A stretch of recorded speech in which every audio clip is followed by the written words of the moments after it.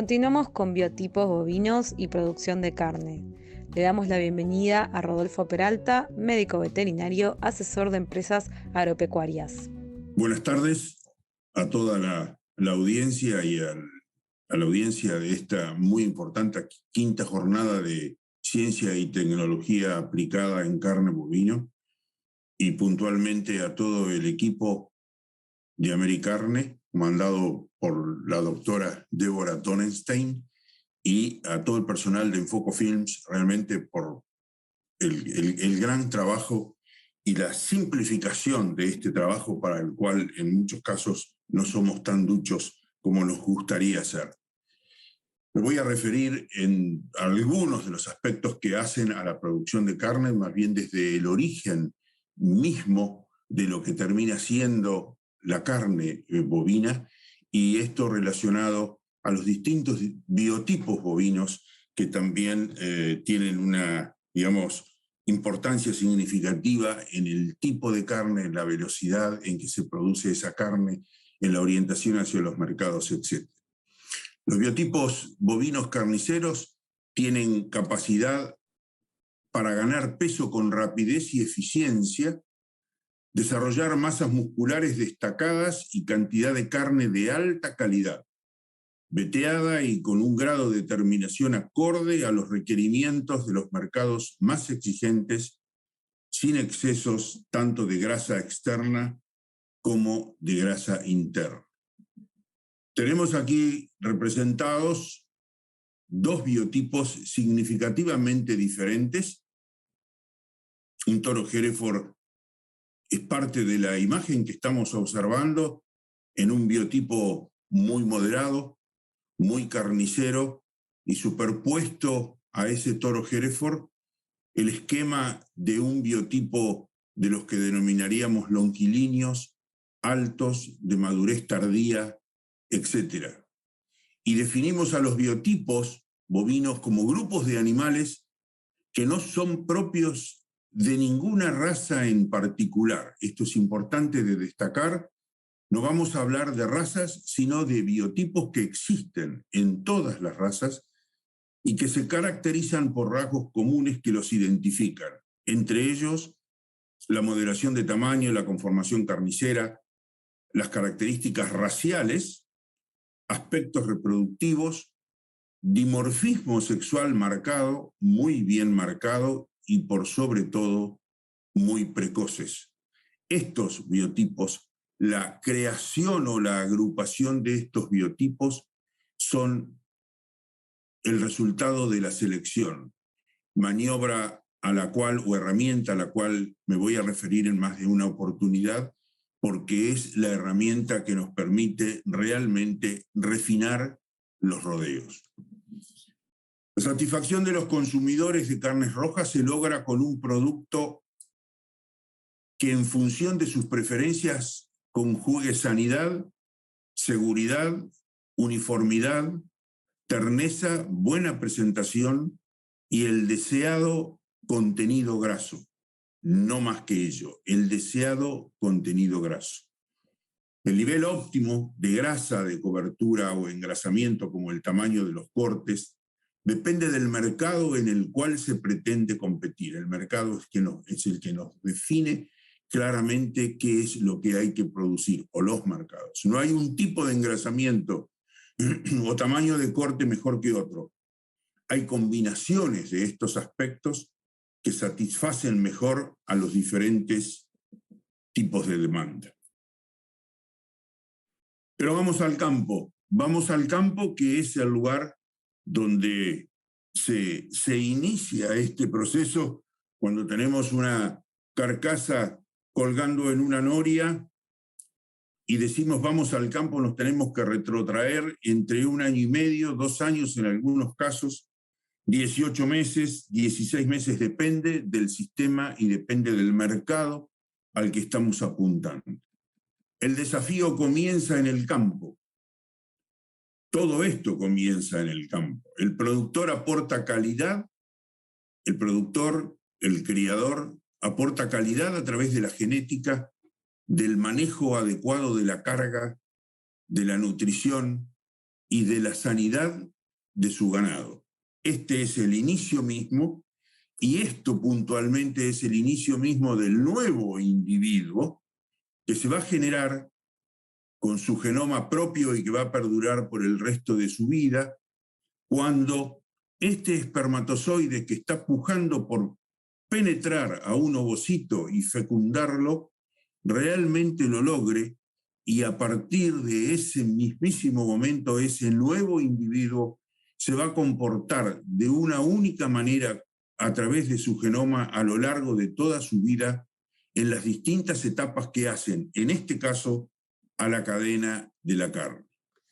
Esto que estamos observando, el acto de la fecundación, ocurre únicamente en una instancia de la producción ganadera de la cadena de la carne, y es en la etapa del rodeo de cría, justamente cuando un espermatozoide que fue colocado en el lugar correspondiente a través de la técnica de inseminación artificial o del servicio natural directamente por el toro, fecunda a ese ovocito al que estoy haciendo referencia. En las instancias siguientes de la cadena de producción, que son la recría, el engorde, la industria frigorífica y la instancia de la góndola, y nos imaginamos a doña Rosa yendo a la góndola a buscar el corte de carne que más le satisface con todas las cualidades que debe tener y a las que he hecho referencia.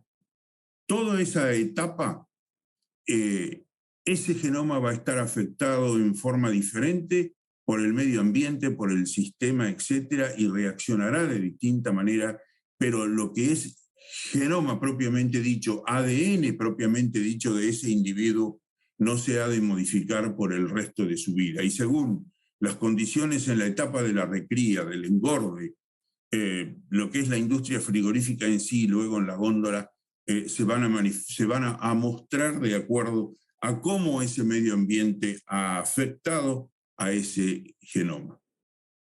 Esto es la secuencia, ¿no es cierto?, a la que estoy haciendo referencia, y en el lado derecho vemos la importancia que tiene, digamos, el feedback, que llamamos, o la retroalimentación, en lo que hace a información y a un fuerte avance que hay hoy en día, diría, de todo lo que es el mejoramiento genético en bovinos, y la necesidad de que este feedback, este mecanismo de retroalimentación e información se produzca para poder mejorar. Llegue esa información al rodeo de cría mismo, a la generación de esos reproductores, tanto machos o hembras, y hembras que son los que dan lugar a ese nuevo individuo, y todo esto colabore para que cada vez el producto que se obtiene a partir de ese acto que acabo de describir en el rodeo de cría y luego a lo largo de toda la cadena sea de la mejor calidad posible. Muy importante, y aquí nos vamos a referir en varios aspectos, no todos, sino esto llevaría mucho más tiempo a la industria frigorífica, a la góndola y a doña Rosa como consumidora. Esta es la maniobra, para quienes no están en el tema, la maniobra de la inseminación artificial. Hoy en día hablamos de IATF, inseminación artificial a tiempo fijo. Es tecnología, mucho de esta tecnología es argentina, gracias a científicos argentinos, y son técnicas que permiten sincronizar, poner en el mismo momento reproductivo a muchos vientres, inseminar muchos vientres, por ejemplo, en un día de trabajo, y mejorar aspectos que no solo hacen a la genética propiamente dicha, sino también a la operatividad en los rodeos y a la eficiencia a la eficiencia productiva y a la rentabilidad de los mismos. Y este es el toro, que puede ser el toro, simplemente con toro, con el que monta la vaca digamos, y deposita el semen en el fondo de su vagina, o bien, siempre el toro hace esto, pero me refiero, o bien la combinación entre la inseminación artificial y el toro de repaso, que son maniobras muy comunes y ya hoy bastante difundidas en nuestro país. en el norte, en el sur, en el centro, en la pradera pampeana, en todas las zonas de cría. Y finalmente, la carcasa, ese producto final.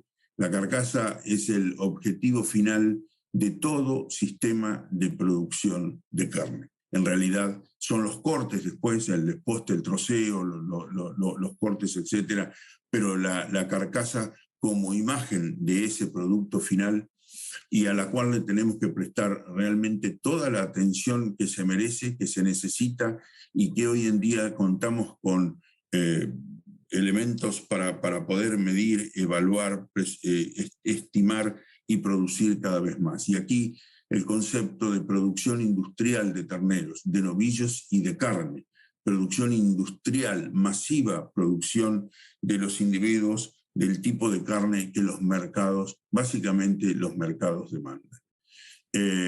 Para hacer producción industrial de terneros y producir muchos novillos y terneros y novillos y la carne que realmente necesitamos, tienen que, en primer lugar, tienen que nacer terneros. En segundo lugar, se tiene que seleccionar, se tiene que trabajar en mejoramiento genético y tanto esto hacerlo en razas puras, que es lo que sobre todo habitualmente se hace en nuestro país, y también no dejar de lado, recurrir a los cruzamientos, una herramienta realmente muy útil y formidable para lograr esa calidad y cantidad de carne. ¿Cuál es el biotipo que se adapta mejor a nuestros sistemas productivos?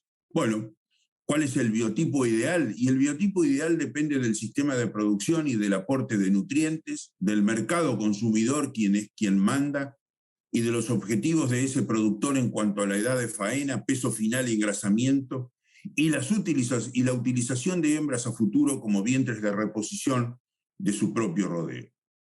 El mercado es quien determina al fin y al cabo lo que se debe producir, premia y castiga. Es el mercado en realidad el que manda.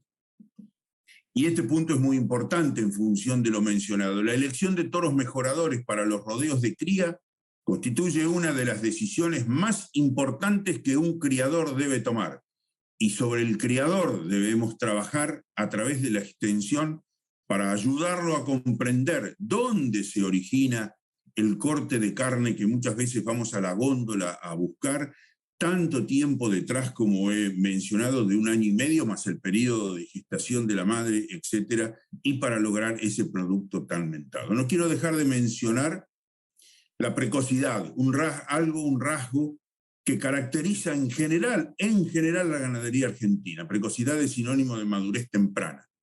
Es la aptitud que permite alcanzar el desarrollo completo y de adquirir las formas y funciones de adulto en un tiempo menor al empleado por los demás ejemplares de la especie. Esto es madurez temprana y esto se manifiesta en la precocidad sexual, dimorfismo sexual bien marcado, machos y hembras, pubertad temprana, precocidad de crecimiento y precocidad de terminación. No hay tamaño y peso corporal ideal que se ajuste y comporte en forma rentable a todos los sistemas de producción y mercados posibles. Pero, digamos, no hay uno, hay varios. El ganadero produce y entrega al mercado en el menor tiempo posible y al menor costo posible un animal con formas y contenidos que deben atender a las demandas de los restantes segmentos. ¿Cuáles son esos segmentos? Los segmentos son, en primer lugar, la industria, que demanda determinado peso de res, de cortes y de res, y determinado porcentaje de carne magra. La boca de expendio, que demanda cierto tamaño de cortes, color de carne grasa y grasa intramuscular y subcutánea. Y el consumidor, que demanda terneza, jugosidad y sabor. En realidad es el ganadero el que debe atender justamente a todas estas demandas, y a veces nos cuesta hacer una composición de lugar en cuanto al origen de lo que consumimos, de lo que buscamos en la góndola y todo lo que, digamos, las demandas que tiene ese productor de carne. Una maniobra muy importante, la ecografía de carcasa, nos permite conocer las características carniceras, saber qué hay debajo del cuero, ver qué hay debajo del cuero de los animales en etapas de crecimiento, de engorde y previo a la faena. Estos son los lugares donde se aplica un transductor, es un ecógrafo, es el ultrasonido, donde se toman imágenes que nos permiten justamente evaluar lo que acabo de mencionar. En primer lugar, el área de ojo de bife, que es el largo, el longuísimo dorsi o dorsal largo, y que es un músculo, el indicador de la musculatura del individuo. Si tuviese que definirlo de alguna manera, es el bife a lo largo del lomo del individuo. En el restaurante lo llamamos bife de chorizo. Tiene alta correlación genética con el porcentaje de cortes minoristas. Otro rasgo es el espesor de grasa dorsal, que tiene baja correlación genética con la grasa intramuscular, ya la voy a definir también. Valores razonables de grasa dorsal favorecen el mayor rinde al despostado, pero desde lo productivo no debemos descuidar esa facilidad de engrasamiento. Los vientres necesitan tener reservas de energía para quedar preñadas en tiempo, comenzar a gestar nuevamente un individuo, un ternero, en tiempo y forma de acuerdo al esquema productivo del establecimiento.